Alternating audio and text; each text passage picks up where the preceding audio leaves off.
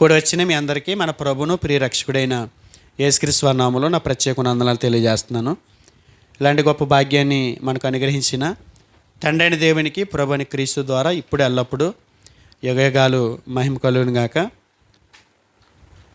దేవుని వాక్యాన్ని ధ్యానం చేసుకుందాం. దేవుడు మంచి అవకాశాన్ని మనకి ఇచ్చారు. దేవుని వాక్యంలో రాయబడినటువంటి సంగతులు అది కేవలం మన కొరకే, మన నిమిత్తమే రాయబడ్డాయని గ్రహించి తెస్సలోనికీలు ఎలా అయితే మనుషుల వాక్యమని ఎంచక అది దేవుని వాక్యమని తలంచి సేవకులు చెప్పినటువంటి మాటలు తీసుకుని వారి జీవితాల్లో కార్యసిద్ధి పొందుకున్నారో, అలాగే మనం కూడా దేవుని వాక్యాన్ని చాలా శ్రద్ధగా విని బలపడే ప్రయత్నం చేద్దాం. ఇలాంటి గొప్ప అవకాశాన్ని దేవుడు మనకు కల్పించారండి. ఎంతమంది మన కళ్ళ ముందు లోకాన్ని విడిచిపెట్టి వెళ్తున్నారు. కానీ మనం బ్రతుకున్నామంటే ఇది మన గొప్పతనం కాదు, కేవలం ఆయన మన నుండి ఆశిస్తున్నటువంటి ఫలాలు లేకపోతే ఫలితాలు కోరుతున్నాడు కాబట్టి మనల్ని ఇంకా ఉంచి ముందుకి నడిపిస్తున్నాడు. మనం ఆ సమయాన్ని దుర్వినియోగపరుచుకుంటూ దేవుడు చెబుతున్న మాటల్ని నిరర్థకం చేసుకుంటూ బ్రతికితే నష్టపోయిన వారి జాబితాలో మనం కూడా ఉండే అవకాశం ఉంది. కనుక కొద్ది మాటలు ఈరోజు దైవగ్రంథంలో నుంచి ఒక అంశం రూపంలో మనం నేర్చుకునే ప్రయత్నం చేద్దాం. ఈరోజు మనం ధ్యానించబోతున్నటువంటి ధ్యానాంశం ఏంటంటే హృదయం దేవుని యొద్ద నుండి తొలగించుకొనుటకు కారణాలు. హృదయం దేవుని యొద్ద నుండి తొలగించుకొనుటకు లేదంటే తొలగిపోవటానికి కారణాలు. దేవుని యొద్ద నుండి హృదయం తొలగిపోతుందంట. దేవుని పిల్లల యొక్క హృదయాలు దేవునికి దూరంగా వెళ్ళిపోతున్నాయంట. అంటే హృదయం దేవుని వద్ద నుండి తొలగిపోవడానికి కారణాలు మనం చూద్దాం బైబిల్లోంచి. అంటే దేవుని పిల్లలు దేవునికి దూరమయ్యే అవకాశాలు ఉన్నాయా? దేవునికి దూరంగా మన హృదయాలు జరిగిపోయే అవకాశాలు ఉన్నాయా అని మనం అడిగినప్పుడు దేవుని నుండి తొలగిపోవటం అనేది ఊహ కాదు, వాస్తవమే. ఎందుకంటే దైవగ్రంథంలో ఇలాంటి సంగతులు ఎన్నో దేవుడు రాయించాడు. బలవంతులైన వారు, నిక్కార్చైనటువంటి క్రైస్తవులు, మేము నిలబడ్డాం అని అనుకున్న స్టేట్మెంట్ ఇచ్చినటువంటి భక్తులు కూడా పడిపోయినటువంటి సంఘటనలు మనకి గ్రంథంలో కనపడుతున్నాయి. దేవుని నుండి దూరంగా తొలగిపోయినట్లు, దేవునికి దూరంగా వారి హృదయాలు తొలగిపోయినట్లుగా మనం దైవగ్రంథంలో అనేక సందర్భాల్లో మనం చూస్తున్నాం. అనేక సాక్ష్యాలు మనకి ఆధారంగా బైబిల్లో కనపడుతున్నాయి. అలాగే మన వ్యక్తిగత జీవితాల్లో కూడా మన కళ్ళ ముందు ఎంతోమందిని మనం చూస్తున్నాం. గొప్పవారు అనుకున్న వారు కూడా దేవుళ్ళలో నుండి తొలగిపోయే అవకాశాలు ఉన్నాయి.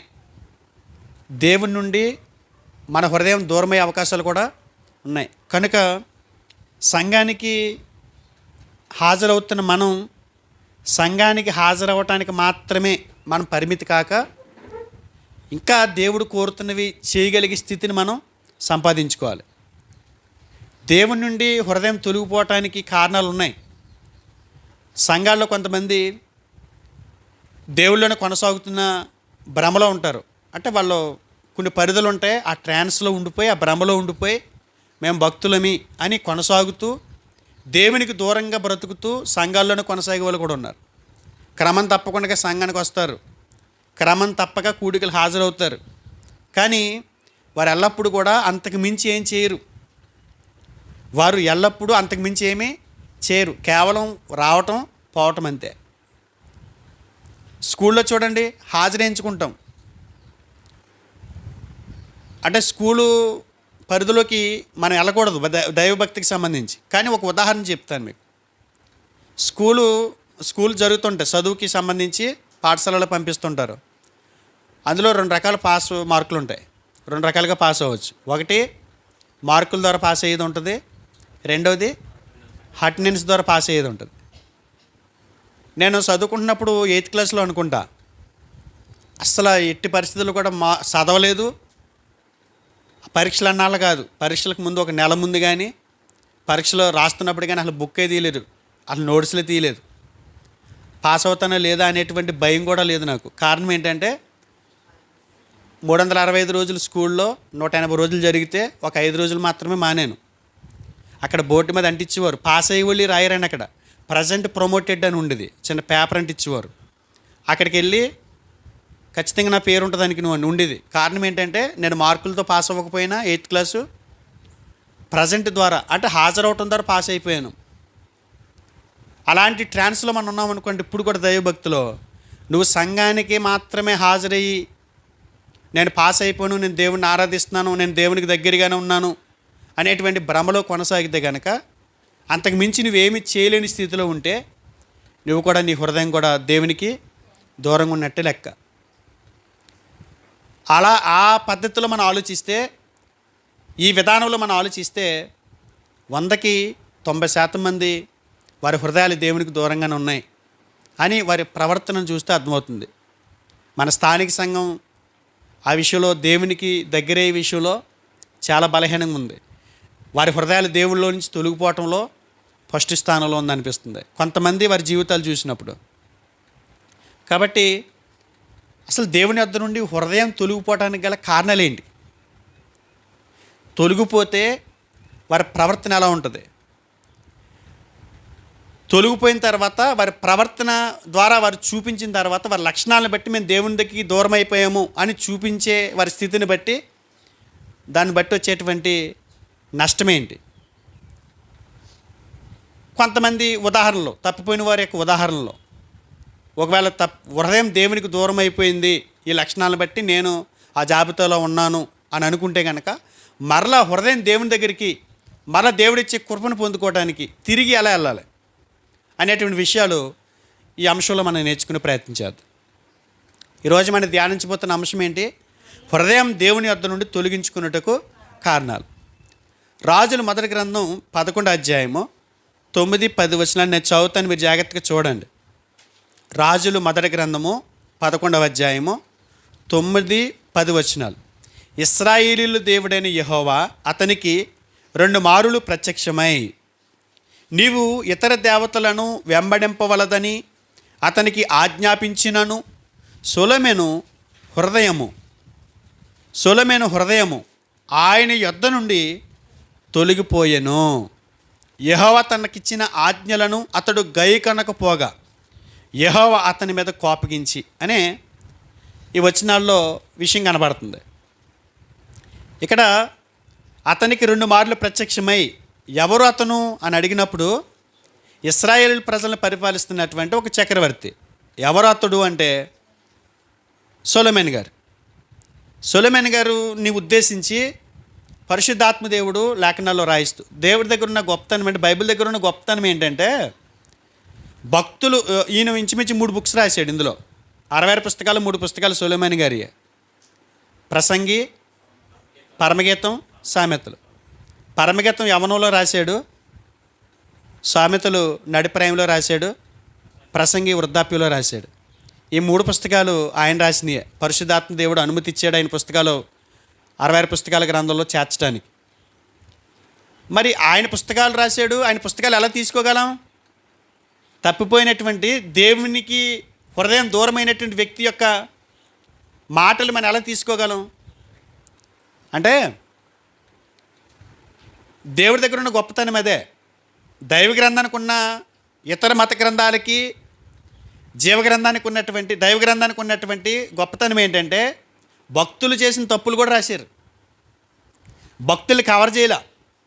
మనం ఏం చేస్తాం సాధారణంగా? భక్తుడు కాబట్టి ఈ భక్తుడిని కవర్ చేసేసుకోవాలి, మంచి రాసి చెడు కప్పిపుచ్చేద్దాం అనుకుంటాం. కానీ దేవుడు అలా రాయలా.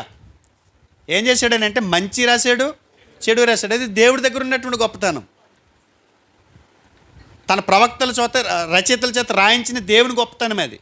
మరి ఆయన 3 బుక్స్ రాశాడు కదా, అవి తీసుకొచ్చానంటే పరిస్థితులు నేను ముందే చెప్పాను మీకు. తప్పిపోయేవాడికి ఎలాంటి ఎందు నిమిత్తం తప్పిపోతాడో చెప్తానన్నాను. తప్పిపోయిన వాడికి ఎలాంటి లక్షణాలు ఉంటాయని చెప్తానన్నాను. తప్పిపోయిన వాడికి ఎలాంటి ఫలితాలు వచ్చినాయో, ఎలాంటి నష్టాన్ని పొందుకున్నాడో మనం నేర్చుకుందాం అనుకున్నాం. కొన్ని ఉదాహరణలు చూపిస్తానన్నాను. మరలా తిరిగి దేవుని దగ్గరికి ఎలా వెళ్ళాలో కూడా చెప్తానన్నాను. కాబట్టి ఈయన రాసిన పుస్తకాలు మనం చదవద్దా అంటే చదవాలి. ఈయన తప్పిపోయింది ఎప్పుడు అని అంటే యవనంలో ఉన్నప్పుడు, తొలగిపోయింది యవనంలో ఉన్నప్పుడు. కాబట్టి ఇలాంటి మాటలు మనం చదువుతున్నప్పుడు ఇలాంటి గొప్ప గొప్ప భక్తులే దేవుని దగ్గర నుంచి వారి హృదయాన్ని తొలగించుకునే పరిస్థితులు ఉన్నాయని అంటే మనం ఇంకెంత జాగ్రత్తగా ఉండాలి. ఒకటి, తెలివితేటలు వాడకండి. మీ తెలివితేటలు వాక్యం దగ్గర కాదు. మీ తెలివితేటలు మీ ఇంట్లో సాగనివ్వండి, కానీ దేవుని దగ్గర సాగనివ్వకండి. ఎందుకనంటే సొలొమోను గారు లాంటోడే 3 పుస్తకాలు రాసినటువంటి రాజుగారే తప్పిపోతే మనమెంతరా అని అనుకోకూడదు. మనం తప్పిపోతాం. సొలొమోను లాంటోడే తప్పిపోయాడు.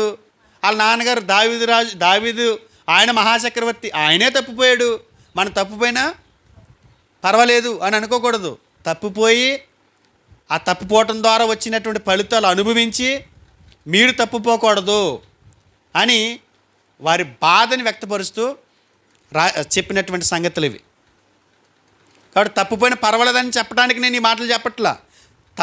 దేవుని యొద్ద నుండి వారి హృదయం తొలగిపోయినప్పుడు ఎలాంటి నష్టాన్ని వారు చూశారో అలాంటి నష్టం మనం చవి చూడకుండా ఈ అంశాన్ని మనం నేర్చుకుంటున్నాం. చూద్దాం. ఈయన దేవుడు 2 సార్లు ప్రత్యక్షమే చెప్పాడంటే ఈయనకి ఏమని, నువ్వు ఇతర దేవతలను అనుసరించొద్దు అని ఆజ్ఞాపించాడట. చాలా సందర్భాల్లో చూడండి, దేవుడు సేవకుని ద్వారా వాక్యం మాట్లాడుతున్న సేవకుని ద్వారా చాలా సందర్భాల్లో చాలాసార్లు మనల్ని హెచ్చరిక చేసే ఉంటాడు, హెచ్చరిక చేస్తూనే ఉన్నాడు. కానీ మనం పెడచెవిని పెడతామండి. పెడచెవిని పెడితే ఎలా నష్టపోయాడో సొలొమోను గారిని బట్టి మనం నేర్చుకోవచ్చు. 2 మార్లు ప్రత్యక్షమై ఆజ్ఞాపించినా కూడా ఈయన ఏం చేశాడంట, మాట వినక అతని హృదయం దేవుని యొద్ద నుండి తొలగిపోయిందంట, తొలగించేసుకున్నాడంట. అంటే గొప్ప విషయం ఏంటంటే, ఇలాంటి వ్యక్తులే తొలగిపోయారు కాబట్టి మనం కూడా తొలగిపోవాలి అనే దానికంటే, తొలగిపోయిన ఈ రాజుగారిని చూసి ఆయనకంటే గొప్ప రాజులమైన మనం తొలగిపోకుండా కాపాడుకోవాలి.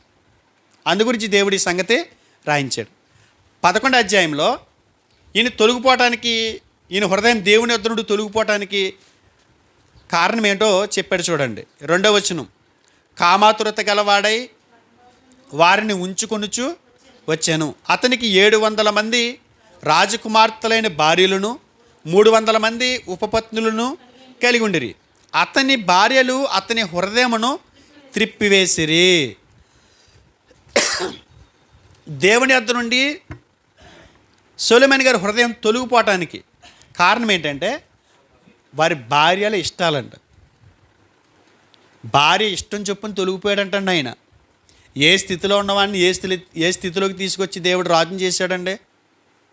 అతని స్థితిగతులు ఏంటి, అతని వంశం ఏంటి, వాళ్ళ నాన్నగారి స్థితి ఏంటి, వాళ్ళ నాన్నగారు వృద్ధాప్యమందు మరణశయ్య మీద ఉన్నప్పుడు దగ్గర కూర్చోబెట్టుకుని సొలొమోను గారికి చెప్పినటువంటి జాగ్రత్తలు ఏంటి, అవన్నీ మరిచిపోయి ఈయన ఏం చేశాడంట, వారి భార్యల ఇష్టం చొప్పున దేవుని వద్ద నుండి తొలగిపోయాడంట.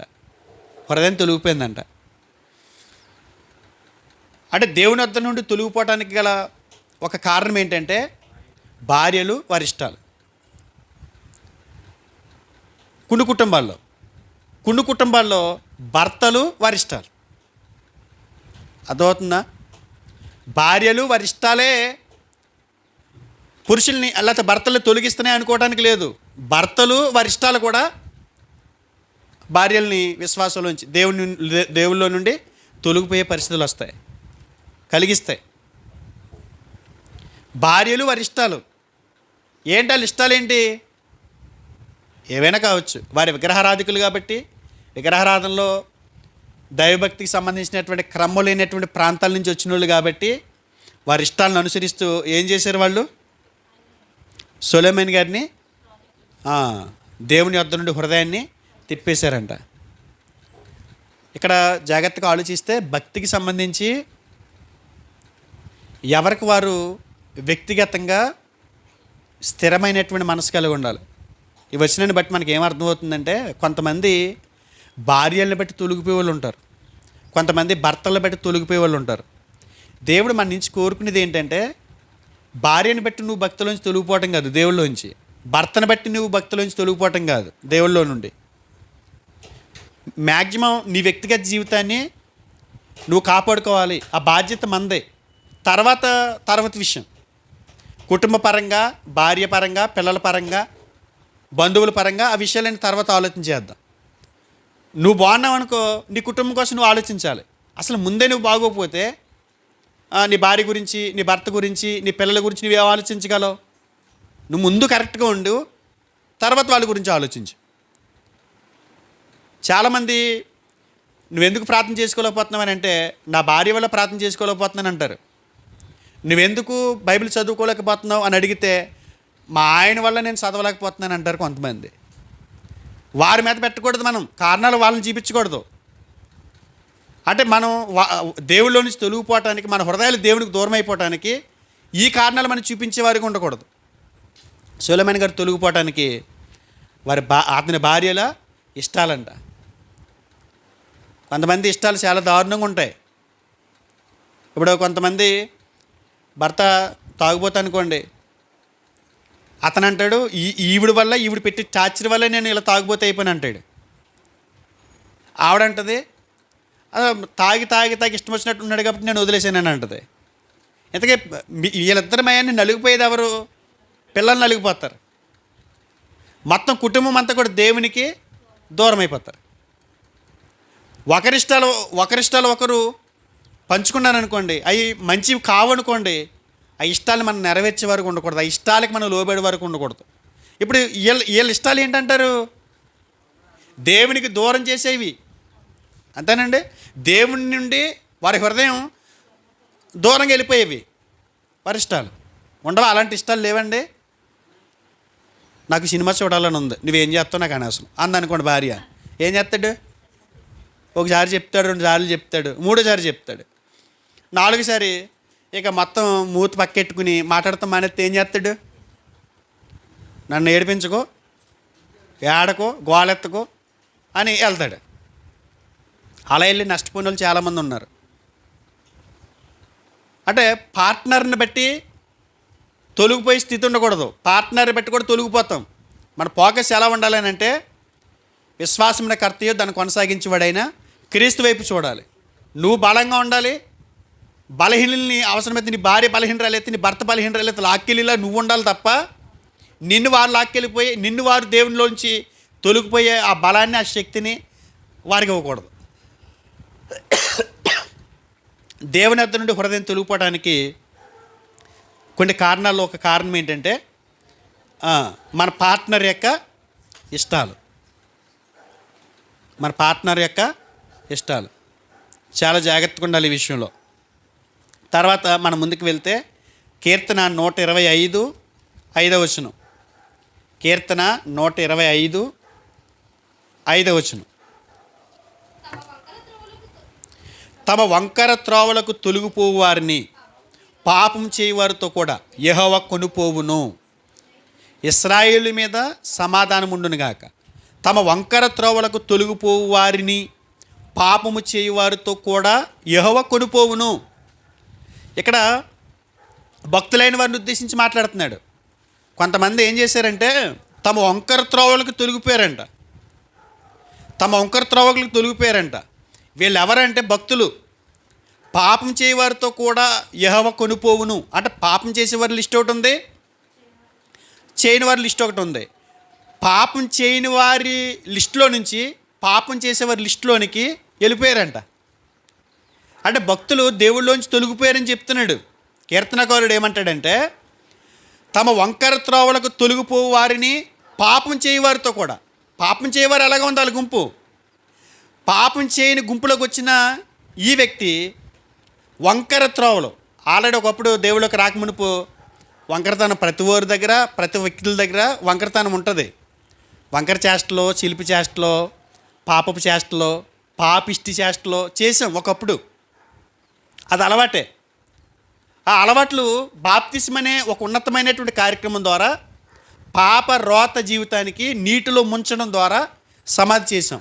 మరలా తిరిగి నీటిలోంచి తిరిగి లేస్తాం చూసారా, అది నూతన జన్మ, పునర్జన్మ సంబంధమైన స్నానం. పలానా వ్యక్తి చనిపోయాడు, బాప్తిస్మ ద్వారా కొత్త జీవితాన్ని ప్రారంభించాడు. ఇది బాప్తిస్మ అనేటువంటి కార్యక్రమంలో జరిగేటువంటి అంశం. బాప్తిస్మ అంటేనే మరణ, సమాధి, పునర్ధానం. బాప్తిస్మ అంటే ఏంటనుకుంటున్నారు? క్రీస్తు మరణంలో పాలు పంపులు పొంది క్రీస్తు సమాధిలోనికి వెళ్ళి క్రీస్తు పునరుద్ధరణుడు ఎలా లేచాడో మనం కూడా తిరిగి లేవటం. ఇది ప్రాసెస్. ఇలాంటి ప్రాసెస్ వారి జీవితంలో జరిగిన తర్వాత వారు వంకర త్రోవలోకి వెళ్ళిపోయారంట. వంకర త్రోవలోకి వెళ్ళటం అంటే ఏంటి? ఒకప్పుడు పాత తర్వాత జీవితంలో వంకర పనులు చేశాం కదా, మరలా వాటికి లోబడిపోవటం. దేవుని యొద్ద నుండి హృదయం తొలగిపోవడానికి గల కారణం ఏంటంటే గతంలో చేసినటువంటి పాత రోత తప్పులు ఏముంటాయో వాటికి లోబడిపోవటం. మళ్ళీ బాప్తిసం ద్వారా చాలామంది ఏం చేస్తారంటే చనిపోయామని అనుకోరు, వాళ్ళని తాళ్ళేసి కట్టేస్తారంతే. ఏం చేస్తారు? తాళ్ళేసి కట్టారనుకోండి. కొంతమంది బాప్తిసం అనే కార్యక్రమం ద్వారా ఈ ప్రాచీన పురుషుణ్ణి తాళ్ళేసి కట్టేస్తారు గట్టిగా.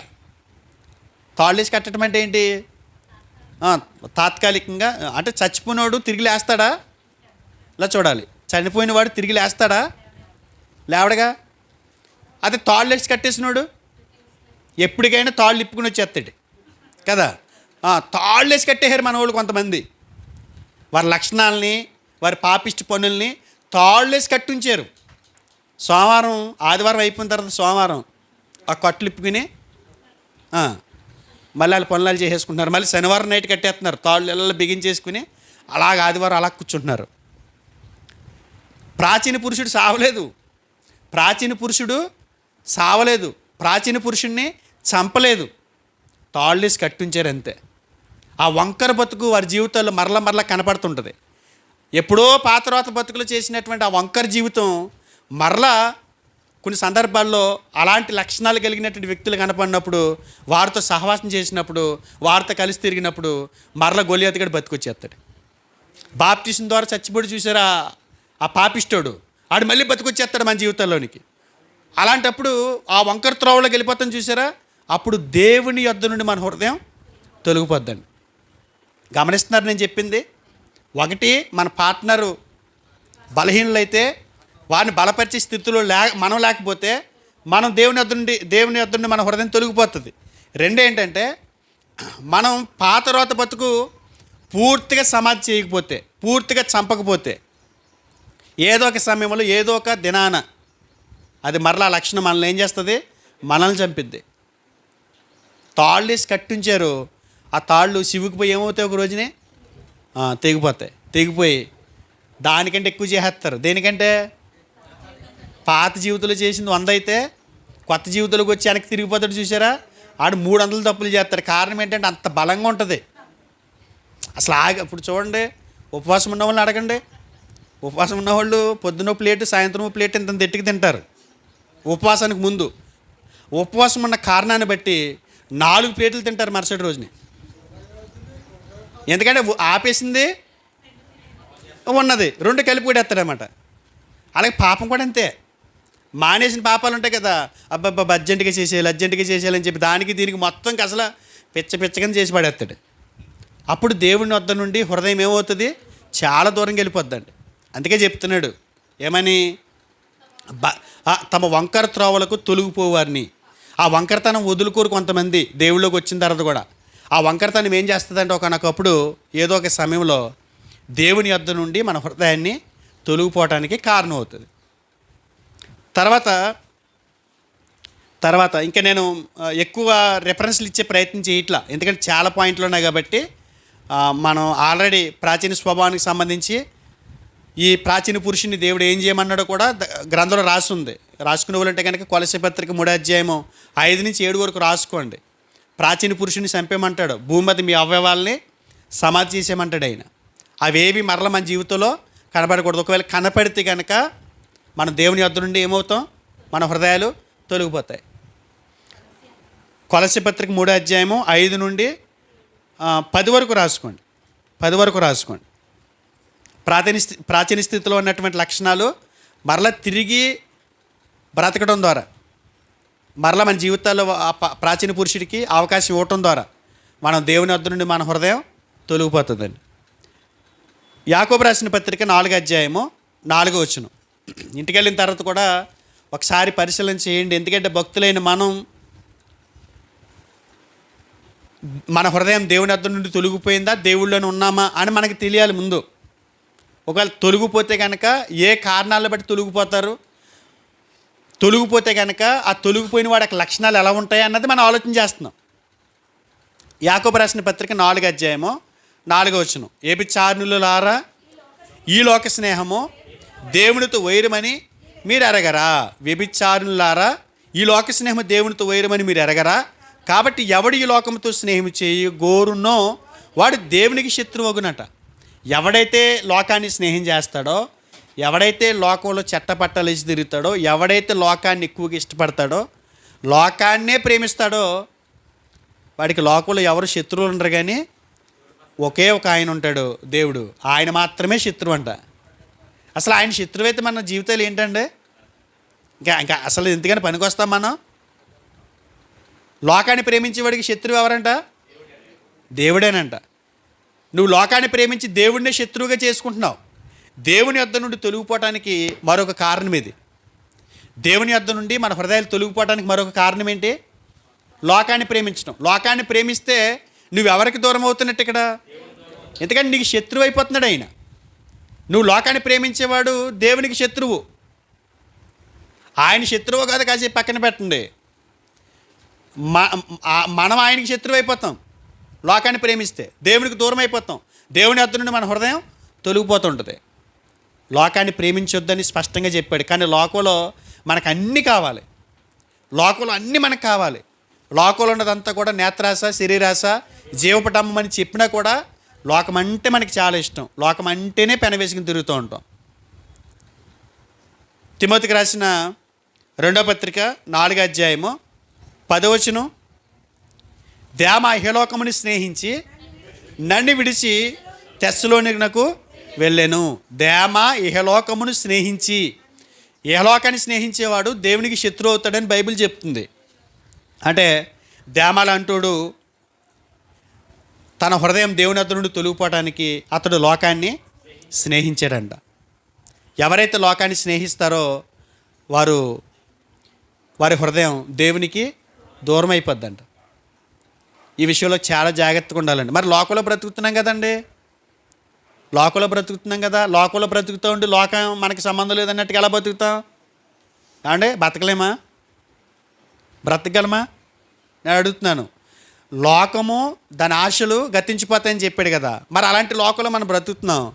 అలాంటి లోకంతో మనకు పనులు లేవా? ఉన్నాయి. మరి అలాంటి లోకంలో బ్రతుకుతున్న మనం లోకానికి సంబంధించినట్టుగా బతకకుండా లోకానికి వేరుగా ఎలా బ్రతకగలమా? ఇప్పుడు తామరాకి చూస్తుంటాం. ఇదివరకే మాంసం తెచ్చుకున్నప్పుడు మాంసం కొట్లు అమ్మేవారు మటన్ షాపుల్లో, చికెన్ షాపుల్లో. అందులో తామరాకు పొట్లం కట్టేవారు తెలుసు. ఇప్పుడు అంటే కవర్లు వేసేసి పేపర్లో పెట్టేస్తున్నారు. అసలు అందం ఉండలేదు. ఒకవేళ ఎంత చక్కగా కొట్టించుకున్నా ఆ పైన కవర్ వేసి కింద పేపర్ వేసి అందులో చుట్టేసేస్తున్నాడు. అసలు మనం మాంసం పట్టుకెళ్తున్నట్టు ఉండేది కాదు, ఉండలేదు. ఇప్పుడు ఇదివరకు తామరాకులు వేసి కట్టేవారు. తామరాకులో ఆ తామరాకులో ముడిసలు వేసి కట్టినా చాలా అందంగా ఉండేది. ఆ ఆకులో ఆ మాంసం అంత అందంగా కనపడేది. ఆ తామరాకుని అంత గొప్పగా వాడుకునేవాళ్ళం మనం. ఆ తామరాక మనకు ఒక పాఠం నేర్పిస్తుంది. అది బురద నీటిలో పెరుగుతుంది. బురద నీటిలో ఉంటుందా తామరాకు? బురద నీటిలోనే ఉంటుంది. కానీ బురద నీరు ఆ తామరాకు మీదకి వెళ్ళింది అనుకోండి, వెంటనే ఆ నీరుని బయటకు గెంటేస్తుంది. చూసారా ఎప్పుడైనా? మీరు నీళ్ళు చుక్కలేసి చూడండి, అవి బాల్స్ కింద అయిపోయి జర్రమని జారి మళ్ళీ వెళ్ళిపోతాయి. అంటే అది ప్రత్యేకంగా ఉంటుంది. బురదలో ఉన్నా అది ప్రత్యేకంగానే బ్రతికిద్ది. దాని మీదకి ఏదైనా వచ్చినా రిజెక్ట్ చేస్తుంది, త్రో చేస్తుంది. అలాగే మనం ఈ లోకంతో సంబంధం లేకుండా బ్రతకగలం. బురద మన మీదకి వచ్చినా మనం రిజెక్ట్ చేయగలం. కానీ ఆ బురదలో నువ్వే బతికి ఆ బురదలో నువ్వే దొలుతూ ఉంటే ఆ బురద నీ దగ్గరికి కాదు, నువ్వే బురదలోకి వెళ్ళి కొట్టుకుంటుంటే నీ హృదయం దేవుని వద్ద నుండి తొలగిపోయినట్టు కాదా? అర్థమవుతుందా? దేమాల అంటోడు చాలా గొప్ప భక్తుడు. పౌలు గారితో సేవలో అనుభవం ఉంది ఆయనకి. సేవ పరిచర్లో ఆయన ఎంతో కష్టపడ్డాడు. ప్రాణం పోవటానికి కూడా ఇష్టపడ్డాడు కొన్ని సందర్భాల్లో దేమ. అలాంటి దేమ కూడా ఇహలోకాన్ని స్నేహించి దేవుని వద్ద నుండి తొలగిపోయాడు. చాలా జాగ్రత్తగా ఉండాలి మనం కూడా దేవుని పిల్లలం. ఎందుకు మనం చేసే భక్తి, ఎందుకు మనం బాప్తిస్మ కార్యక్రమం ద్వారా సంఘంలోకి చేర్చబడటం, దైవికంగా ఆధ్యాత్మికంగా మన విలువలు కాపాడుకోకుండా నీతిని యథార్థతను అనుసరించకుండా దైవభక్తిని కొనసాగించుకోకుండా లోకాన్ని ప్రేమిస్తూ లోకంలోనే బ్రతుకుతూ లోకమే ఇష్టం అనుకుంటూ ఏదో హాజరించుకోవడానికి కూడికలు హాజరవుతూ ఇష్టానుసారంగా బ్రతుకుతూ దేవునికి దూరం అవటం ఏమాత్రం అది మనకు ప్రయోజనం చెప్పండి? ఇంత భక్తి చేస్తున్నాం, చిన్న చిన్న అల్పమైనటువంటి వాటికి తృణమైన వాటికి లోబడి లోకాన్ని ప్రేమించి అంత గొప్ప లోకాన్ని పోగొట్టుకోవటం మనకు అంత అవసరమా అని అడుగుతున్నా. కాబట్టి దేవుని యొద్ద నుండి హృదయం తొలగిపోవటానికి పార్ట్నరు ఒక కారణమైతే, వంకర త్రోవలు వంకర శాస్త్రలు పాత జీవితంలో రోత బతుకులో ఉన్నటువంటి వంకర శాస్త్రలు ఒక కారణమైతే, మూడోది లోకాన్ని స్నేహించటం, లోకాన్ని ప్రేమించటం. లోకాన్ని ప్రేమించేవాడు హృదయం దేవునికి దూరం అయిపోద్ది. తర్వాత మనం చూస్తే గలతీలకు రాసిన పత్రిక మొదటి అధ్యాయం, గలతీలకు రాసిన పత్రిక మొదటి అధ్యాయం 6వ వచనం, క్రీస్తు కృపను బట్టి మిమ్మల్ని పిలిచిన వారిని విడిచి భిన్నమైన సువార్త తట్టుకు మీరింత త్వరగా తిరిగిపోవట చూడగా నాకు ఆశ్చర్యమగుచున్నది. అది మరి ఒక సువార్త కాదు కానీ క్రీస్తు సువార్తను చెరపగోరి మిమ్మల్ని కలవరపరచువారు కొందరున్నారు. మీరు 10వ వచనానికి రండి. నేను మనుషుల దయను సంపాదించుకొని చూచున్నానా, దేవుని దయను సంపాదించుకొని చూచున్నానా? నేను మనుషులను సంతోషపెట్టగోరుచున్నానా? నేను ఎప్పటికీ మనుషులను పెట్టవాడునైతే క్రీస్తు దాసుడిని కాదు. అంటే నేను దేవునికి దూరం అయిపోయినట్టే అంటున్నాడు. అంటే భిన్నమైన సువార్త తట్టుకు ఎవరైతే తిరిగిపోతారో వారు దేవునికి వారి హృదయం దూరం అయిపోతున్నట్టు లెక్క. క్రైస్తవులైనటువంటి దేవుని పిల్లలు సత్యాన్ని అనుసరిస్తూ సత్య సంబంధమైన సంఘాన్ని హత్తుకుని ఉన్నప్పుడు ఆధ్యాత్మికంగా బలపడాలి అని అనుకుంటే నాకు ఫోన్ చేస్తే నేను చెప్తాను, మీకు ఏదైనా ఒక పాఠం కావాలండి, మాకు ఆత్మీయంగా బలపడడానికి ఒక అంశం కావాలండి, ఏదైనా కూడికి పెట్టి మాకు వాక్యం చెప్పండి అని అడిగితే, అవసరమైతే సెల్ ఫోన్స్ ఉన్నాయి, జూమ్ యాప్లు ఉన్నాయి, గూగుల్ మీట్ ఉంది, అట్లలో మనం కూర్చొని మనం మాట్లాడుకోవచ్చు. అంతే తప్ప టీవీలో వస్తుంది కదా అని, పక్కనే జరుగుతుంది కదా అని, ఎవరో రమ్మన్నారు కదా అని, స్నేహితులు పిలిచారు కదా అని ఎక్కడ పడితే అక్కడికి ప్రార్థనలకు వెళ్ళి కూడికలకి హాజరై మీ ఆత్మస్థితిని దేవుని వద్ద నుండి తొలగించుకుని పాడు చేసుకోకుండా. అన్నీ పరలోకానికి నడిపించే బోధలు కాదు, అన్నీ దేవుని దగ్గరికి నడిపించే బోధలు కాదు. చాలా బోధలు భిన్నమైనటువంటి సువార్తలు, అవి భిన్నమైనటువంటి బోధలు. అవి ఏం చేస్తాయి అంటే దేవుని నుండి మనల్ని, మన హృదయాన్ని దూరం చేసేస్తాయి.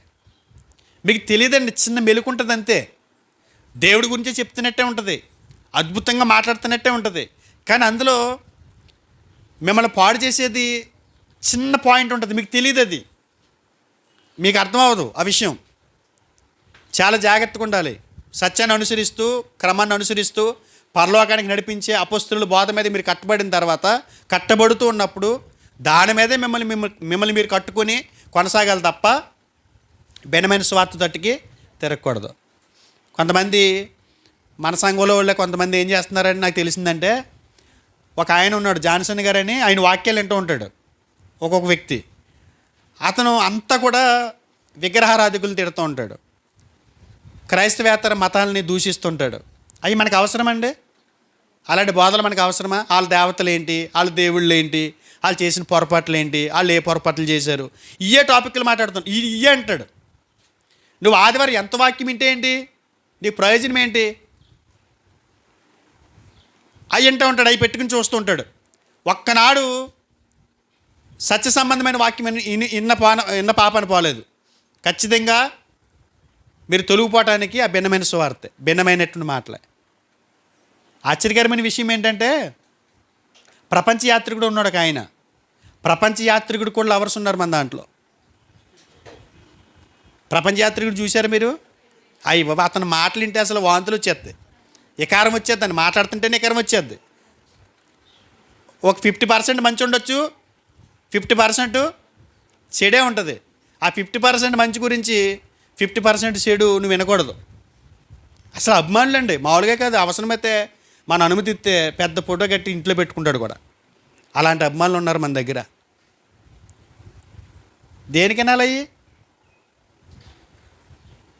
మనం వినటం ద్వారా కూడా ఏమైపోతామంటే నాశనం అయిపోతాం. కాదండి, వెనక ఏమవుతుంది? నువ్వు కూడా అలా పిచ్చోళ్ళగా అవుతావు. క్యాపోట్ పెట్టుకుని ప్రపంచ యాత్రుడు కాదు, లోకల్ యాత్రికుడు, నాన్ లోకల్ యాత్రికుడు అవుతావు. ఎక్కడికి తిరుగుతున్నావు, ఎందుకు తిరుగుతున్నావు? నిజంగా ఆల్రెడీ అదే కోవలో ఉన్నావు కాబట్టి పేరు మాత్రం నీది వేరు, అంతే. అలాగే తిరుగుతున్నావు ఇప్పటికీ. భిన్నమైన వాటికి, భిన్నమైన మాటలకి మన చెవి ఇవ్వకూడదండి. మనకి తెలియకుండానే శత్రు చాలా బలమైనోడు. మన బలహీనతలను మనం కనిపెట్టకుండా నొక్కి అటువైపు లాగేసుకుంటాడు. మన శత్రు మనకంటే బలమైనోడు, మన పతన స్థితి మనకి తెలియనివాడు. దేవుళ్ళో ఉన్నామన్న ట్రాన్స్లో ఉంచి దేవుని దగ్గర నుంచి మన హృదయాన్ని తిప్పేస్తాడు. కాబట్టి కొంతమంది హృదయం దేవుని దగ్గర నుంచి తొలగిపోవటానికి దేవుడు చెప్తున్న కారణం ఏంటంటే భిన్నమైన సువార్త తట్టుకి తిరగటం. ఈ గలతీలు చాలా ఆత్మీయంగా బలపడ్డారు. పౌలు గారి ప్రసంగాల ద్వారా సంఘం ఏర్పడింది అక్కడ గలతీ. పౌలు గారు వాక్యం చెప్పేసి ఎవరికి అప్పచెప్పి వెళ్ళిపోయాడు వేరే చోటకి సువార్త చేసుకుంటూ. మరలా ఇక్కడి నుంచి కంప్లైంట్ పౌలు గారికి, ఏమన్నా మొత్తం అందరూ అటు తిరిగిపోతున్నారండి అని. అని అడిగితే ఎవడో వచ్చారంట, మీరు చెప్పింది కానీ కూడా చెప్పాడంట. ఏంటి వాళ్ళకి చెప్పింది అని అంటే, ఈ గలతీల్ని కలవరపరిచింది ఎవరని అంటే కపట సహోదరులు. వాళ్ళు మేము యోదయ నుండి వచ్చామో, పేతురు గారు పంపించాడు మమ్మల్ని. ఏంటనంటే, మీరు బాప్తీసం తీసుకుని సంఘంలోకి చేర్చబడ్డారు కదా, అది కరెక్ట్ కాదు. బాప్తీసం తీసుకుంటే రక్షణ వచ్చేది, బాప్తీసంతో పాటు సున్నతి కూడా తీసుకోవాలని చెప్పడం మొదలెట్టారంట. ఎందుకు చెప్పారనంటే, యూదుల్లో నుంచి క్రైస్తవులైన ఉన్నారు కదండి, యూదుల్లో నుంచి క్రైస్తవులైన వాళ్ళు, యూదులు చాలా నిష్ఠాగరిష్ఠులు. ఆచార సంబంధమైన భక్తులు అద్భుతంగా చేస్తారు వాళ్ళు. ఆ ఆచార సంబంధమైన వాళ్ళ భక్తిలో సున్నతి ఒకటి. వాళ్ళు అనుకుంటున్నారు, మనం సున్నతి చేయించుకున్నాం, మనం ఇంత నిష్టగా ఉండి ఇంత భక్తి చేసి సంఘంలోకి చేర్చబడ్డం ఓకే. వీళ్ళెవరు అన్యులు బాప్తీసమైన ఒక కార్యక్రమం ద్వారా సంఘంలోకి చేర్చబడిపోతున్నారు. కాబట్టి బాప్తీసం తీసుకుంటే రక్షణ వచ్చేది, మీరు బాప్తీసంతో పాటు ఏం పొందాలి, సున్నతి పొందాలని చెప్పడం మొదలెట్టారు. మొత్తం సంఘం అంతా తిరిగిపోయారండి. అందు గురించి మళ్ళీ వాళ్ళకి పత్రిక రాసి భిన్నమైన మాటలు మీరు వినకండి. వింటలేదండి. చాలా సంఘాలు లేవు ఇప్పుడు. చాలా సంఘాలు ఉన్నాయి, వాళ్ళు ఏం చెప్తున్నారో తెలీదు, ఏం మాట్లాడుతున్నారో తెలీదు, కంటెంట్ ఉండదు, సిద్ధాంతపరమైన విషయాల పట్ల అవగాహన ఉండదు. సంఘం నడుస్తుంది అంతే, 4 గోళ్ల మయాన్ని స్తుతిస్తారు, పాటలు పాడతారు, వాక్యం జరుగుతుంది, ఎప్పటికప్పుడు అలా జరుగుతూనే ఉంటుంది. అసలు ఆ బోధ నిన్ను పరలోకానికి నడిపిస్తుందా, పరలోకానికి నడిపిస్తుందో లేదో నాకు తెలియదు, కానీ మీ హృదయాన్ని మాత్రం దేవునికి దూరం చేస్తుంది. జాగ్రత్త, అలాంటివి వినకండి. భిన్నమైన బోధ, భిన్నమైన సువార్త ఎవరైతే తింటారో వారు దేవునికి వారి హృదయం దూరం చేసుకుంటారు. తర్వాత కొరింథీయులకు రాసిన మొదటి పత్రిక 10వ అధ్యాయం, కొరింథీయులకు రాసిన మొదటి పత్రిక 10వ అధ్యాయము 9-10 వచనాలు.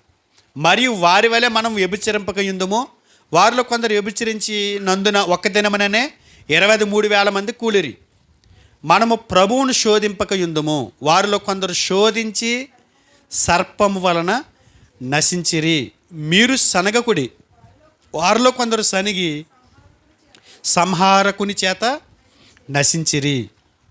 సనుక్కుంటారండి, దేవుడినే సనుక్కుని వాళ్ళు ఉన్నారు. ఏం చేశాడు ఏంటి దేవుడు, ఏమండి ఏం చేశాడు దేవుడు? ఎన్నాళ్ళ నుంచి వెళ్తున్నాను నేను సంఘానికి, అసలు ఎన్నాళ్ళ నుంచి చేస్తున్నాను నేను భక్తి, అసలు నేను సీనియర్ సిటిజన్, నేను సంఘంలో నా ఎంత సీనియర్ ఉన్నారా? అలాంటి నాకే దేవుడు చేయలేదు. కొన్ని సందర్భాల్లో మనం భక్తి ఎక్కువగా ఊహించేసుకుని మనంత భక్తిపరులు ఉండరనుకుని ఏదైనా ఒక చిన్న పని మన కుటుంబంలో జరగకపోతే వేసే మొట్టమొదటి నింద ఎవరి మీద తెలుసా? దేవుడి మీదే వేస్తాం. ఏం చేశాడమ్మా దేవుడా, నువ్వేం చేసావు దేవునికి? నువ్వు చేసింది ఏమీ లేదు, కానీ నీకు మాత్రం అన్నీ దేవుడు చేసి పెట్టేయాలి. నువ్వు దేవుడికి ఏం చేయవు, నీకు దేవుడు అన్నీ చేసేయాలి. సనుక్కుంటారు చూసారా, సనుక్కునే రకాలు వారి హృదయం దేవుడి నుంచి తొలగిపోతుంది. దేవుని నిందించే వాళ్ళు ఉన్నారు, లేరనుకోకండి. యోబు గారి భార్య ఏమంటుంది? దేవుని దూషించి మరణం కమ్ము. ఆవిడ దూషించలేదు, కానీ యోబు గారిని ప్రోత్సహిస్తుంది దూషించేమని. అంటే దేవుని దూషించే వాళ్ళు ఉన్నారు. దేవుని దూషించేవాడు, దేవుని సనుక్కునేవాడు, వాడు హృదయం దేవుని వద్ద నుండి తొలగిపోతుందంట. తిమోతికి రాసిన మొదటి పత్రిక 5వ అధ్యాయము 15వ వచనం. ఇంతకు ముందే కొందరు త్రోవ నుండి తొలగిపోయి సాతానును వెంబడించిన వారైరి. ఇంతకు ముందే కొందరు ఏమయ్యారట? త్రోవ నుండి తొలగిపోయి సాతానుని ఎవరైతే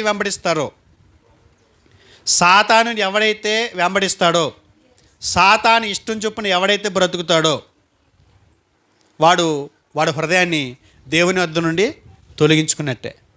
సాతానుని వెంబడించే వాళ్ళు కూడా ఉంటారా? ఎలా ఉంటాడు వాడు? ఏమండి, సాతాను అనేవాడు ఎలా ఉంటాడు? ఎక్కడుంటాడు? వాళ్ళ లక్షణాలు ఏంటి? ఆ లక్షణాలు ఎవరైతే కలిగి ఉంటారో వాళ్ళు ఖచ్చితంగా సాతాన్ని వెంబడిస్తున్నట్టే. వాడు అబద్ధికుడు.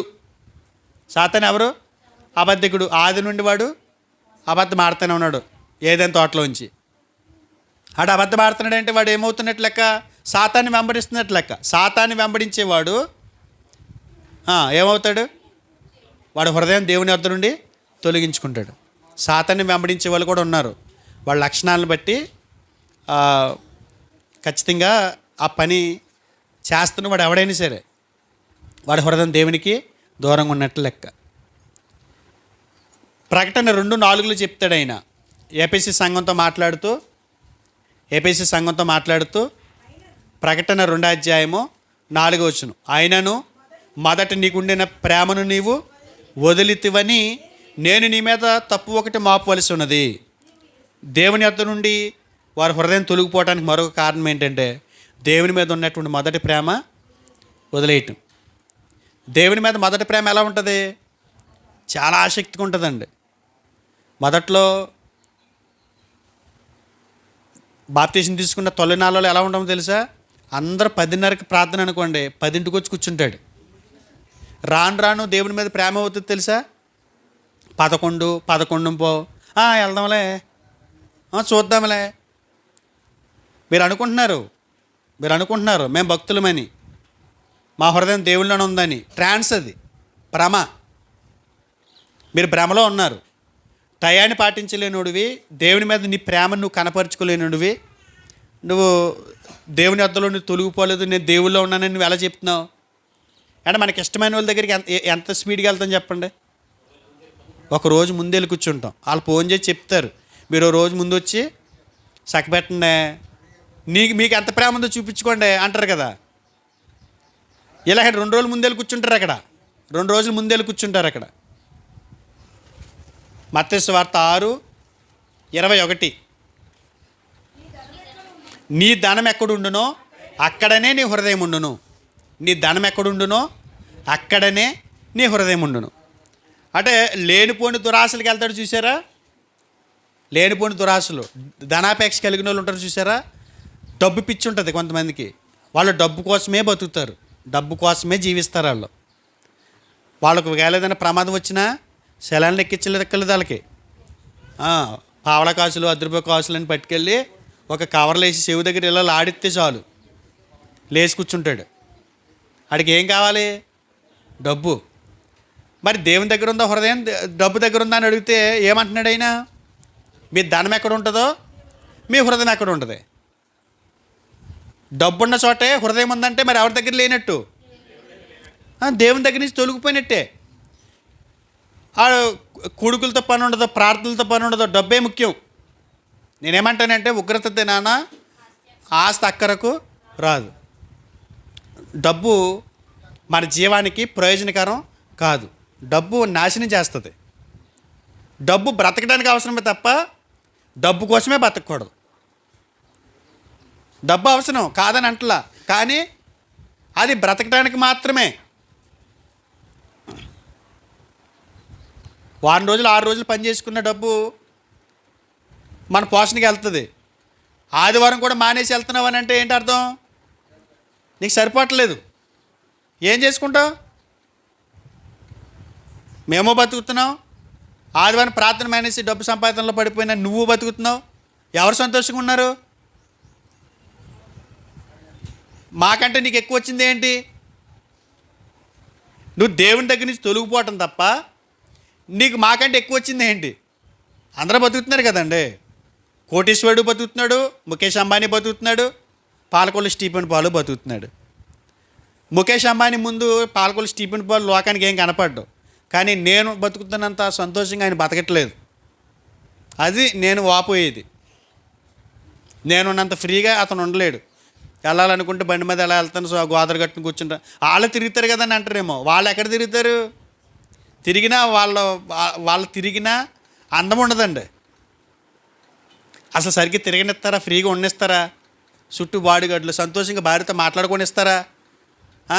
చుట్టూ చూడండి, ఇదివరకే ఇలాంటివి చెప్పడానికి కొన్ని రీల్స్ వచ్చి ఆయన ఎక్కడికి వెళ్తే అక్కడికి వెనకాల బాడీగార్డు ఒకటి చెక్కింగ్ అనమాట.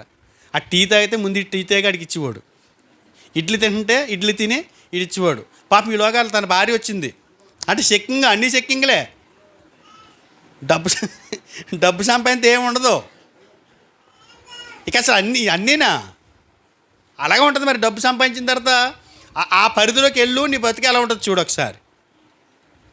దేవుని వద్ద నుండి తొలగిపోవటానికి డబ్బు సంపాదన కూడా ఒక కారణం. అది తిమోతి గారితో చెప్తూ మొదటి పత్రిక, తిమోతికి రాసిన మొదటి పత్రిక 6వ అధ్యాయము. కొంతమంది ఈ డబ్బు సంపాదనలో పడిపోయి ప్రార్థనలు కూడా మానేస్తున్నారండి. అది చాలా తప్పండి. అది దేవుడి అవసరం మనకి ఖచ్చితంగా ఉంటుంది. దేవుడి అవసరం మనకి తప్పనిసరిగా ఉంది. మన అవసరం ఆయనకి లేదు, కానీ ఆయన అవసరం మనకి తప్పనిసరిగా ఉంది. కానీ ఆయన అవసరం మనకి లేనట్టు, మన అవసరం ఆయనకు ఉన్నట్టు మనం బతుకుతాం. 10వ వచనం, ఎందుకనగా ధనాపేక్ష సమస్తమైన కీడులకు మూలం. కొందరు దానిని ఆశించి విశ్వాసం నుండి తొలగిపోయి నానా బాధలతో తమను తామే పొడుచుకునిరి. బాధ ఎక్కువైపోద్దండి డబ్బు సంపాదనలో. అంటే దేవుడి నుంచి తొలగిపోవటానికి హృదయం ఎన్ని కారణాలు చూసాం. 1, వారి భార్యల ఇష్టాలు, భర్తల ఇష్టాలు. 2, పాత జీవితానికి స్వస్తి పలకకపోవటం. 3, లోకాన్ని ప్రేమించటం. తర్వాత భిన్నమైన స్వార్థతోటి తిరగటం, దేవుణ్ణి సనగటం, దేవుడిని నిందించటం, సాతాన్ని వెంబడించడం, ధనాపేక్ష. అంటే దేవుని కంటే ఎక్కువగా ధనాన్ని ప్రేమించడం ద్వారా మన హృదయం ధనం మీదకి వెళ్ళిపోతుంది దేవుని దగ్గర నుండి. ఇది ఇలాంటి పనులు చేస్తున్నారు. ఇలాంటి పనులు చేస్తే హృదయం దేవునికి దూరం అయిపోద్ది అంటున్నాడు. మరి దేవునికి దూరం అయిపోద్ది అన్నది బాగానే ఉంది. లక్షణాలు చెప్పకుండానే ఇందులోనే అర్థమైపోయింది మనకి. ఏమని? అందులో నేను ఉంటాను ఖచ్చితంగా అన్నట్టుగా కొంతమంది అనుకున్నారు. నేను అలాగే ఉన్నాను కదా, నేను ఇలా ఉన్నాను కదా. లక్షణాలు, వారి లక్షణాలు ఎలా ఉంటాయో ఒకసారి కొన్ని విషయాలు చూపిస్తాను మీకు. సామెతలు 16:18 నాశనమునకు ముందు గర్వము నడుచును. నాశనానికి ముందు గర్వము నడుచును. పడిపోవుటకు ముందు అహంకారమైన మనసు నడుచును. అంటే దేవునికి దూరం అయిపోయే కార్యక్రమం ఏంటంటే నాశనం అయిపోవటం, పడిపోవటం, నాశనం అయిపోవటం అనేవి హృదయం దేవునికి దూరం అయిపోవటమే. వారి లక్షణాలు ఎలా ఉంటాయి? అహంకారం, గర్వం. అహంకారం కలిగి ఎవరైతే ఉంటారో వారు దేవుని నుంచి తొలగిపోయిన వారు. వారి హృదయం దేవుని వద్ద నుండి తొలగిపోయినట్లు లెక్క. ఎవరు గర్విష్ఠులుగా ఉంటారో, ఎవరు అహంకారమైన మనసుతో బ్రతుకుతారో వాళ్ళు ఖచ్చితంగా దేవునికి దూరం అయిపోయినట్లు లెక్క. ఉన్న ధనాన్ని బట్టి, ఉన్న ఆస్తిని బట్టి, ఉన్న అందాన్ని బట్టి, ఉన్న తలాంతులు బట్టి ఎవరైతే అహంకారంగా గర్వంతో ప్రవర్తిస్తారో వాళ్ళు దేవుడికి దూరంగా ఉన్నట్టు లెక్క అంట. తర్వాత పేతురు రాసిన 2వ పత్రిక 1వ అధ్యాయం 5వ వచనం చూడండి. ఆ హేతువు చేత మీ మట్టుకు మీరు పూర్ణ జాగ్రత్త గలవారే, మీ విశ్వాసమందు సద్గుణమునందు జ్ఞానమునందు ఆశా నిగ్రహమునందు సహనమునందు భక్తి యందు సహోదర ప్రేమ యందు దయను అమర్చుకునుడి. ఇవి మీకు కలిగి విస్తరించిన ఎడల అవి మన ప్రభువైన యేసుక్రీస్తు గూర్చిన అనుభవ జ్ఞానం విషయంలో మిమ్మును సోమరులైనను నిష్ఫలులైనను కాకుండా చేయును. ఇవి ఎవనికి లేవో వాడు, చూడండి, ఇవి ఎవనికి లేవో వాడు తన పూర్వ పాపములకు శుద్ధి కలిగిన సంగతి మరిచిపోయి గుడ్డివాడును దూరదృష్టి లేనివాడును అగును. ఆత్మీయ గుడ్డితనం ఎవరైతే కలిగి ఉంటారో, గుడ్డితనం అంటే ఏంటి? భౌతికమైన గుడ్డితనం ఏంటి? ఆ, గుడ్డోడంటే చూపు కనపడకపోవటమేనండి. అదే గుడ్డోడని ఎలా తెలుస్తుంది అంటున్నాను. ఎదురుగుండా ఏమైనా ఉన్నా కనపడదు. ఏదైనా గొప్పు తగిలేయటం, కాలు జారి గొతుకులో పడటం, ఏదన్నా ఇలాగా పడిపోవటం, తొలగిపోవటం ఇలాంటివి జరుగుతుంటాయి భౌతికమైన గుడ్డితనం ఉంటే. ఆత్మీయ గుడ్డితనం మరి అది ఎలా తొలగిపోతారు, అది ఎలా పడిపోతారు? ఆ గుడ్డితనం ఏంటంటే, ఇప్పుడు ఏదైనా మనం చెడు పని చేసామనుకోండి, ఈ చెడు పని చేస్తే వచ్చే ఫలితం మనకు కనపడినవాడు. ఇక్కడ భౌతికమైన గుడ్డితనానికి ఎదరు గొప్పులు కనపడవు. ఆత్మీయ గుడ్డితనానికి మనం ఇప్పుడు చేసే చెడు పనికి వచ్చే ఫలితం కనపడకుండా చేసేస్తాడు. అది నష్టం కనపడదు. నువ్వేదో భక్తుడు అనుకుంటావు, ఏదో భక్తిలో కొనసాగుతున్నాను అనుకుంటావు, నేను దేవుళ్ళలోనే ఉన్నాను అనుకుంటావు, కానీ నువ్వు ఆత్మీయ గుడ్డోడు అయిపోతావు. ఆ శక్తిని ఆశ్రయించలేవు. పైకి భక్తి ఉంటుందంటే ఆ శక్తిని ఆశ్రయించలేవు. నువ్వు చేసే పనికి ఎలాంటి ఫలితం వస్తుందో తెలియని స్థితిలో నువ్వు బతుకుతూ ఉంటావు. అది నీ లక్షణం. పేతురు రాసిన రెండో పత్రిక 2వ అధ్యాయము 13వ వచనం. ఒకనాటి సుఖానుభవము సంతోషమని ఎంచుకొందురు. ఏమంటే దేవుని యొద్ద నుండి తొలగిపోయిన లక్షణం ఎలా ఉంటుందో తెలుసా? సమృద్ధి అయిన సుఖభోగాలు కావాలంటే వాళ్ళకి. అంటే ఏంటి? పూర్తి స్వేచ్ఛ. ఏంటి? పూర్తి స్వేచ్ఛ కావాలంటే వాళ్ళకి. సుఖభోగాలు, ఎంజాయ్. కృపారం గారు అంటారు ఎక్కువగా, ఎంజాయ్ అండి, ఎంజాయ్. ఏంటంటే అలా అన్నాం అనుకో, ఈ ఎంజాయ్ అండి వాళ్ళకి. ఇంకా వాళ్ళకి జీవితం మీద ఏమి ఉండదండి, ఎంజాయ్ చేయటమే వాళ్ళకి ఇక అంటుంటాడు ఆయన. మంచి పదం అది. ఇంకా వాళ్ళకి భవిష్యత్తు మీద ఆలోచన ఉండదు. ఇలా బతికితే రేపు రాబోతున్న నష్టం ఏంటో వాళ్ళకి ఆలోచన ఉండదు. వాళ్ళకి ఎంతసేపు స్వేచ్ఛ కావాలి. కట్టడలు కానీ బంధకాలు కానీ వాళ్ళకి ఉండకూడదు. ఎవరు చెప్పకూడదు నువ్వు ఎలా ఉండు అలా ఉండు, అసలు ఆ పదాలు కూడా చెప్పకూడదు. పూర్తిగా స్వేచ్ఛగా బతకడానికి ఇష్టపడతారు. దేవుని యొద్ద నుండి తొలగిపోయిన వాడు ఒక లక్షణం అది. కట్టడలకి ఇష్టం ఉండదు. నువ్వు ప్రార్థన చేసుకోమని చెప్పడం కూడా వాళ్ళకి ఇష్టం ఉండదు. వాళ్ళు పూర్తి స్వేచ్ఛగా బతుకుతారంట. అదేనా? ఒకనాటి సుఖానుభవం సంతోషం అంట. ఇవాళ ఎంత సంతోషంగా గడిపామన్నదే కావాలంట వాళ్ళకి. ఎంత స్వేచ్ఛగా బతికామన్నదే కావాలంట వాళ్ళకి. తిన్నామా, తాగామా, పడుకున్నామా, ఇదే కావాలంట వాళ్ళకి. అలా బ్రతికే వ్యక్తులు దేవుని యొద్ద నుండి తొలగిపోయిన వారి యొక్క లక్షణం అది. ఆ వ్యక్తి లక్షణం అది. ఏం చేస్తారు వాళ్ళు? సుఖానుభవాన్ని సంతోషమని ఎంచుకుంటారంట. అంటే ఒకరోజు సంతోషంగా ఉంటే చాలు అండి వాళ్ళకి భవిష్యత్తుతో పని లేదు. ఇవాళ ఎంత సంతోషంగా ఉన్నాం, ఎంత ఎంజాయ్ చేసాం, ఎన్ని చోట్ల తిరిగాం, ఎంతమందితో షాటింగ్లు చేసాం, ఎంతమందితోటి డైలాగులు వేసాం, ఎన్ని చోట్ల తిరిగాం, ఏమేమి పనులు చేసాం. సరిగ్గా తిరగలేదు, ఇవాళ ఎంజాయ్ చేయలేదు, రోజంతా గడిచిపోయింది. ఇలాగ మాట్లాడుకునే వాళ్ళు కూడా ఉన్నారు. ఏమి ఎంజాయ్ చేయలేదు, రోజు గడిచిపోయింది అనుకునే వాళ్ళు. ఇంకా వాళ్ళకి ఏం అక్కర్లేదు, వాళ్ళకి ఏం అక్కర్లేదు. దైవభక్తితో పని లేదు వాళ్ళకి. ప్రార్థన అనేదేవుడికి ప్రాణం మీదకి వస్తుంది వాళ్ళకి. కూడికి అనేదేవుడికి ప్రాణం మీదకి వస్తుంది వాళ్ళకి. ఎంజాయ్ చేద్దాం అనుకున్నాం, ఇప్పుడు కూడికి ఏంటి, ఇప్పుడు ప్రార్థన ఏంటి అన్నట్టుగా మాట్లాడతారు. అలా స్వేచ్ఛగా తిరిగే దేవుని హృదయానికి దూరమైన, దేవునికి హృదయాన్ని దూరం చేసుకున్న భక్తుల జాబితా అది. భక్తుల లక్షణాలు అవి. అర్థమైతే దేవునికి స్తోత్రం. మనం అలా ఎవరు ఉండకూడదు. అలాంటి లక్షణాలు. నువ్వు స్వేచ్ఛను కోరుకుంటే నీ హృదయం దేవునికి దూరం అయిపోయినట్టే. నువ్వు ధనాపేక్ష కలిగి ఉంటే నీ హృదయం దేవునికి దూరం అయిపోయినట్టే. గర్వం, అహంకారమైన మనసు నువ్వు నడుస్తూ ఉంటే నువ్వు దేవునికి దూరం అయిపోయినట్టే. నీవు గుడ్డివాడిగా బ్రతుకుతూ ఉంటే నువ్వు దేవునికి దూరంగా బతుకుతున్నట్టే. హృదయం దేవునికి దూరం అయిపోయినట్టే నీ హృదయం. మరి ఒకవేళ ఇలాంటి లక్షణాలు మనలో ఉంటే తిరిగి మరలా దేవుని దగ్గరికి ఎలా వెళ్ళగలం? తిరిగి దేవుణ్ణి ఎలా పొందుకోగలం? మన హృదయం దేవుని మీదకి ఎలా దృష్టి నిలపగలం? ఏం చేస్తే జరిగిద్ది ఇది అని అడిగితే సామెతల గ్రంథం 28వ అధ్యాయం. సామెతల గ్రంథం 28వ అధ్యాయము 13వ వచనం. 28:13. అతిక్రమములను దాచిపెట్టువాడు వర్ధిల్లడు, వాటిని ఒప్పుకొని విడిచిపెట్టువాడు కనికరం పొందును. ఇందులో 3 విషయాలు కనపడుతున్నాయి. దేవునిలోంచి దూరంగా వెళ్ళిపోయి దేవునికి హృదయాన్ని దూరం చేసుకున్న వ్యక్తి మరలా దేవుని సహవాసాన్ని పొందుకోవాలని అంటే 3 విషయాలు కనపడుతున్నాయి. ఒకటి ఏంటంటే క్షమాపణ కోరుకోవాలి దేవుణ్ణి. తిరిగి దేవుని దగ్గరికి ఎలా వెళ్ళగలమని అంటే క్షమాపణ కోరుకోవటం ద్వారా. రెండోది ఏంటంటే విడిచిపెట్టాలి, ఒప్పుకోవాలి, విడిచిపెట్టాలి. 3 విషయాలు కనపడుతున్నాయి. క్షమాపణ అడుగుతారు అంతే. కొంతమంది పాపం చేస్తూనే ఉంటాడు, సాయంత్రం వెళ్ళి దేవుని అడుగుతాడు క్షమించని, విడిచిపెట్టడు. అది అలా జరుగుతూనే ఉంటుంది ప్రాసెస్. ఈ క్షమాపణ ప్రాసెస్ కూడా ఇలా జరుగుతూనే ఉంటుంది. ప్రభువా క్షమించిన ఆయన అంటాడు అంతే. మరుసటి రోజు అదే పాపం చేస్తుంటాడు, మళ్ళీ సాయంత్రం అడుగుతూ ఉంటాడు. క్షమాపణ అడిగినంత మాత్రాన దేవుని సహవాసం నీకు దొరకదు. తిరిగి మరలా దేవుని దగ్గరికి రాలేవు. క్షమాపణ అడిగి ఒప్పుకొని, నేను నిజమే ప్రభువా నేను ఒప్పుకుంటున్నాను, నేను చేసిన తప్పు, ఇలాంటి లక్షణాలు నాలో కనపడుతున్నాయి, నీకు దూరం అయ్యే పరిస్థితులు నాలో కనపడుతున్నాయి, దయతో నన్ను క్షమించండి అని అడిగి ఏవైతే నీ హృదయం దేవునికి దూరం చేసే లక్షణాలు ఉన్నాయో వాటిని విడిచిపెట్టాలి. అప్పుడు ఏం పొందుతావు? కనికరం పొందుతావు.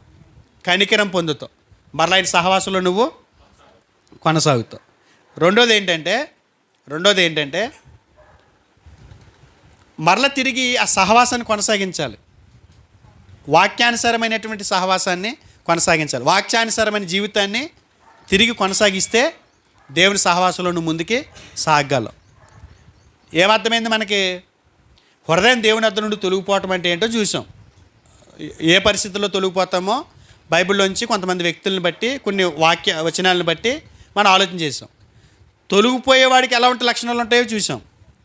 తొలగిపోయిన వ్యక్తి మరలా దేవుని సహవాసానికి రావాలని అంటే ఏం చేయాలో కూడా చూసాం. ఇంతకు మనం చూడండి ఏంటి?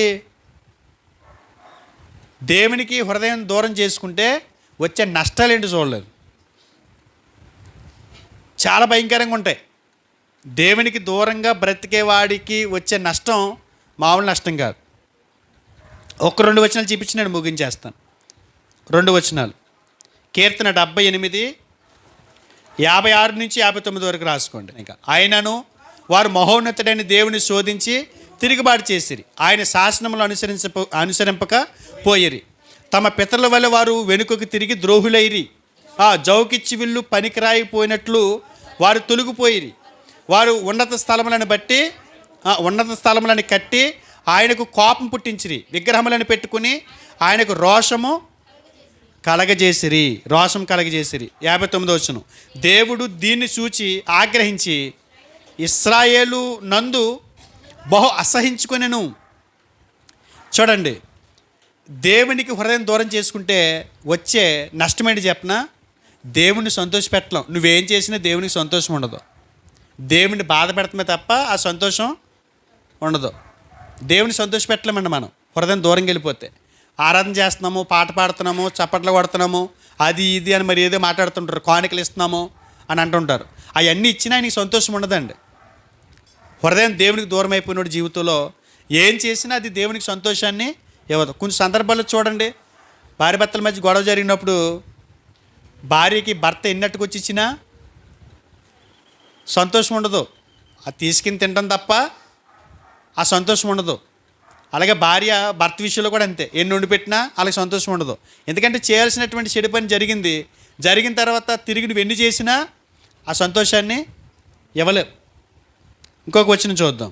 సంఖ్యాకాండము 14 అధ్యాయము 43 నుండి 45. 43 నుండి యాలయనగా అమాలేకీయులు కనానీయులు కంటే ముందుగా అక్కడికి చేరి ఉన్నారు. మీరు ఖడ్గమ చేత కూలుదురు. మీరు యెహోవాను అనుసరించుట మానెత్తిరి కనుక ఇక యెహోవా మీకు తోడై ఉండడని చెప్పెను. అయితే వారు మూర్ఖించి ఆ కొనకెక్కిపోయిరి. అయినను యెహోవా నిబంధన మందసం అయినను మోషే అయినను పాలెములో నుండి బయలు వెళ్ళలేదు. అప్పుడు ఆ కొండ మీద నివాసముగానున్న అమాలేకీయులను కనానీయులను దిగి వచ్చి వారిని కొట్టి హోరమ వరకు వారిని తరిమి హతము చేసిరి. ఎవరైతే హృదయాన్ని దేవునికి దూరం చేసుకుంటారో వారి జీవితాల్లో దేవుడు ఉండని కారణాన ప్రతిదండన కలిగిద్దంట. వాళ్ళకి చేసిన దానికి తగ్గ ప్రతిఫలాన్ని వాళ్ళు అనుభవించాల్సి వస్తుందంట. ఆ శిక్షను వాళ్ళు పొందుకోవాల్సి ఉంటుందంట. ఆ దండాన్ని వాళ్ళు పొందుకోవాల్సి ఉంటుందంట. చేసిన తప్పు ఊరకనే పోదు. తప్పు చేసినా దాని ఫలితాన్ని అనుభవించాల్సిందే. హృదయం దేవునికి దూరం చేసుకోవటం ద్వారా వచ్చే నష్టం ఇది. కాబట్టి మనసు దగ్గర పెట్టి ఆలోచించండి. యెషయా గ్రంథం 59 కూడా అంటాడు, మీకును మీ దేవునికిని మీ పాపములు అడ్డుగోడగా వచ్చినాయి అంటాడు. అంటే దేవునికి మనకి సంబంధాలు కూడా దిగిపోతాయి. హృదయం దేవుని నుంచి దూరం చేసుకుంటే దేవునికి మనకు కూడా ఉన్న ఆ మధ్య గోడ ఏర్పడుతుంది, ఆ సహవాసం తెగిపోద్ది. బంధం తెగిపోద్ది కానీ సహవాసం తెగిపోద్ది. ఆలోచించండి ఈ విషయాలన్నీ కూడా. దేవుని యొద్ద నుండి హృదయం తొలగిపోవడానికి కారణాలు చూసాం, వారి లక్షణాలు చూసాం, ఎలా తిరిగి మరలా సహవాసానికి బడగలమో చూసాం. హృదయం దేవునికి దూరం చేసుకుంటూ వచ్చే నష్టాలు కూడా కొన్ని చూసాం, అంతే, చాలా ఉన్నాయి. కాబట్టి మనసుని పెట్టండి వాక్యాలన్నీ కూడా. దేవుడు ఆయనకి దూరం అవ్వకూడదు మన హృదయాలని కోరుకుంటున్నాడు. తప్పిపోయే అవకాశాలు ఉన్నాయి. దేమా లాంటి భక్తులే. పౌలు గారు అంటాడు ఏమనంటే, మీకు బోధించిన తర్వాత నేనే భ్రష్టుని అయిపోతానేమని. అలాంటి పత్రికలు రాసినటువంటి అలాంటి భక్తిపరుడైనటువంటి ఒక వ్యక్తి అలా మాట్లాడుతున్నాడు అని అంటే తప్పిపోయే అవకాశాలు ఉన్నాయి, తొలగిపోయే అవకాశాలు ఉన్నాయి, హృదయం దేవునికి దూరమయ్యే అవకాశాలు ఉన్నాయి. కాబట్టి ఈ హెచ్చరికని మనసుని పెట్టి మన ఆత్మీయ జీవితాన్ని కొనసాగించుకోవాలని కోరుకుంటూ, అలాంటి కృప ధన్యత దేవుడు మీకు అనుగ్రహించాలని ఆ దేవదేవుని ప్రార్థిస్తూ ఈ మాటలు ముగిస్తున్నాను. చిన్న ప్రార్థన చేసుకుందాం.